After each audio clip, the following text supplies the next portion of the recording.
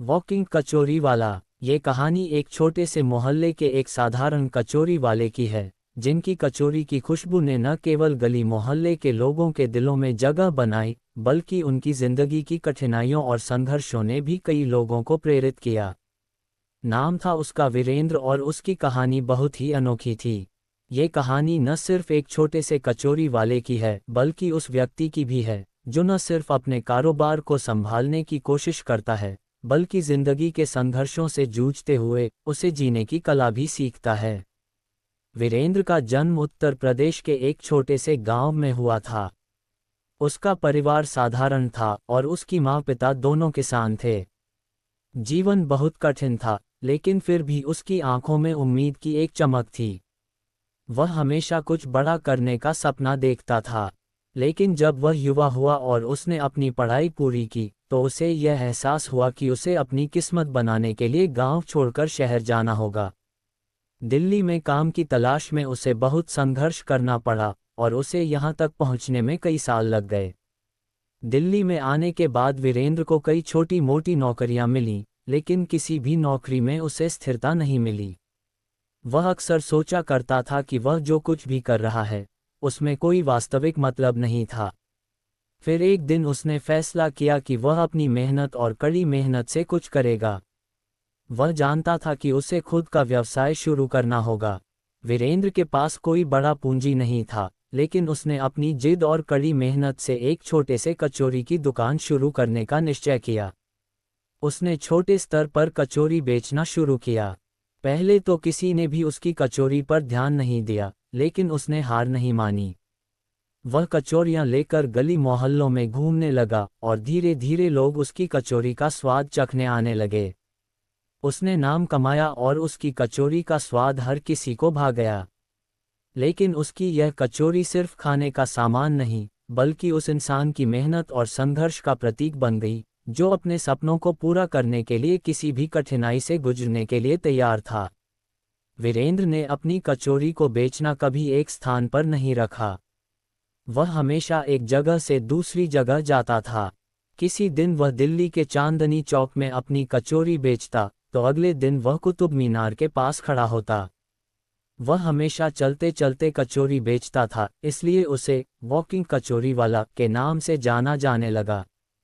उसकी कचौरी की खुशबू उसे केवल गली मोहल्ले तक ही नहीं, बल्कि दूर दूर तक लोगों के बीच ले जाती थी।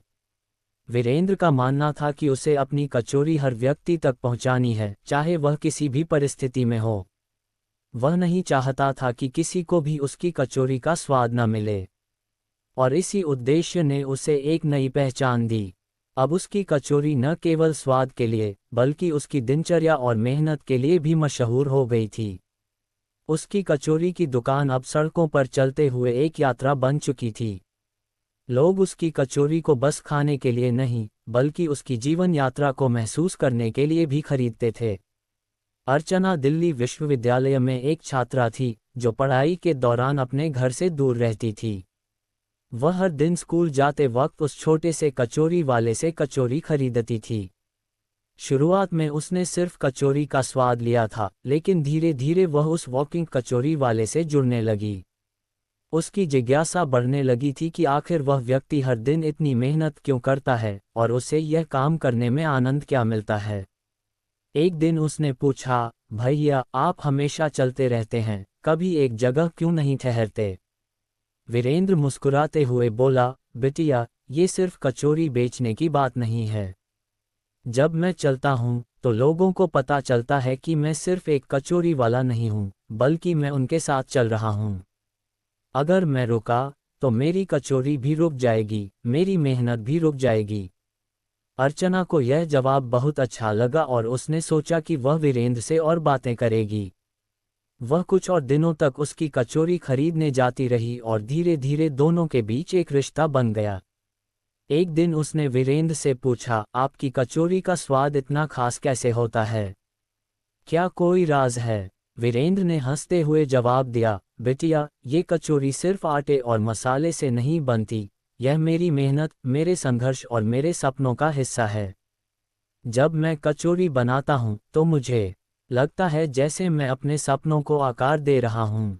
अर्चना को अब वीरेंद्र के संघर्ष की गहराई समझ में आने लगी थी। उसने एक दिन वीरेंद्र से पूछा, आपकी जिंदगी इतनी कठिन रही है, फिर भी आप हमेशा मुस्कराते हुए क्यों चलते रहते हैं? वीरेंद्र ने धीरे धीरे अपनी जिंदगी के बारे में बताया। उसने कहा, जब मैं गांव से दिल्ली आया था तो मेरे पास कुछ भी नहीं था।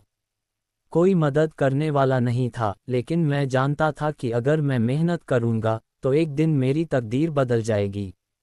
मेरे पास शुरू में कोई पूंजी नहीं थी, लेकिन मेरे पास विश्वास था। मैंने छोटे छोटे काम किए, फिर कचौरी बेचने की शुरुआत की। धीरे धीरे मैंने सीखा कि असली सफलता मेहनत और आत्मविश्वास से आती है, न कि किसी चमत्कारी रास्ते से। वीरेंद्र की यह कहानी अर्चना के दिल में घर कर गई। उसे एहसास हुआ कि असल में जीवन में संघर्षों से ही सफलता मिलती है, और यही वीरेंद्र की कचौरी थी, एक संघर्ष की महक। अर्चना ने एक दिन वीरेंद्र से कहा, आपकी कचौरी का स्वाद तो बहुत अच्छा है, लेकिन क्या आप मुझे यह नहीं बता सकते कि यह कचौरी क्यों इतनी खास है? वीरेंद्र ने मुस्कुराते हुए कहा, कचौरी सिर्फ एक खाने की चीज नहीं है बिटिया। यह मेरे संघर्ष, मेरे सपनों और मेरी मेहनत का प्रतीक है। जब मैं कचौरी बनाता हूँ तो मैं ये सोचता हूँ कि यह सिर्फ खाने के लिए नहीं है, यह मेरी यात्रा का हिस्सा है। अर्चना ने महसूस किया कि कचौरी अब सिर्फ स्वाद का प्रतीक नहीं थी, बल्कि यह एक जीवन की कहानी बन चुकी थी। वह समझ गई कि किसी भी काम में सफलता केवल उस काम के प्रति समर्पण और संघर्ष से ही आती है, न कि किसी खास मौके से। वीरेंद्र की कचौरी आज भी दिल्ली की गलियों में बिकती है, और वह कभी नहीं रुका। उसकी मेहनत और संघर्ष ने न केवल उसकी कचौरी को एक नई पहचान दी, बल्कि वह लाखों लोगों के लिए प्रेरणा का स्रोत बन गया। अर्चना ने भी उसकी कहानी से बहुत कुछ सीखा। उसने अब ये समझ लिया था कि जीवन में संघर्ष और मेहनत का कोई विकल्प नहीं होता।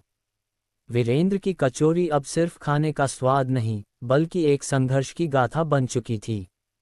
वह वॉकिंग कचौरी वाला अब एक प्रेरणा बन चुका था, जो हर दिन अपनी कचौरी लेकर गलियों में चलता था और साथ ही अपने सपनों की ओर बढ़ता जाता था।